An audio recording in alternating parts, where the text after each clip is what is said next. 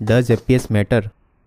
Well the answer is complicated. आपने कभी notice किया है ग्राफिक सेटिंग्स में बैलेंस, HD और HDR इन तीनों ही सेटिंग्स में हमें एक्सट्रीम यानी 60 FPS मिलता है, जबकि जितना ज्यादा ग्राफिक्स क्वालिटी होगा उतना कम FPS मिलना चाहिए। पर ऐसा कैसे हो सकता है? वेल ये CPU इंटेंसिव है। जैसे मैप रियल टाइम में अपडेट होना, आपके टीममेट्स के पोजीशन, उनके डायरेक्शन, एनिमी के पोजीशन जैसे चीजों को प्रोसेस करना, फायर करते वक्त बुलेट काउंट करना, बुलेट की डायरेक्शन कैलकुलेट करना, रिकॉइल प्रोसेस करना, गेम की फिजिक्स को प्रोसेस करना, जितने भी ऑडियो है उन्हें प्रोसेस करना, जाइरोस्कोप की मूवमेंट को प्रोसेस करना, टॉर्च इनपुट को प्रोसेस करना, और भी बहुत सारे प्रोसेस होते हैं जिसे CPU प्रोसेस करता है। यानी गेम खेलने के टाइम पे GPU से ज्यादा CPU में लोड पड़ता है। इसीलिए जब आप सेम फ्रेम रेट में ग्राफिक्स क्वालिटी को बढ़ाते हो तब जितना भी GPU का स्पेस होता है वो यूज होने लगता है, जिससे फ्रेम रेट में कोई ड्रॉप नहीं होता। यहाँ पे 60 एंड 120 FPS का क्लिप प्ले हो रहा है। आपने इंस्टाग्राम पे बहुत बार रील्स को पॉज किया होगा, लेकिन अगर आप यहाँ पे किसी भी वक्त वीडियो को पॉज करोगे तो आपको सेम फ्रेम दिखेंगे। तो फिर क्या इनमें कोई फर्क नहीं होती? वेल आपको सेम नंबर इसीलिए दिख रहे हैं क्योंकि YouTube सारे वीडियोस को बाय मैक्स 60 FPS पे प्रोसेस कर देता है, और 120 FPS में गेम खेलने के बाद भी Apple iOS में 60 FPS से ज्यादा फ्रेम रेट पे स्क्रीन रिकॉर्ड नहीं होता। इसीलिए मैंने टाइमलाइन को कस्टमाइज कर दिया है ताकि आपको रियल डिफरेंस पता चल पाए। अभी अगर आप इस वीडियो को 720p या 1080p 60 FPS और 0.25 स्पीड में प्ले करोगे तब आपको असली फर्क पता चलेगा।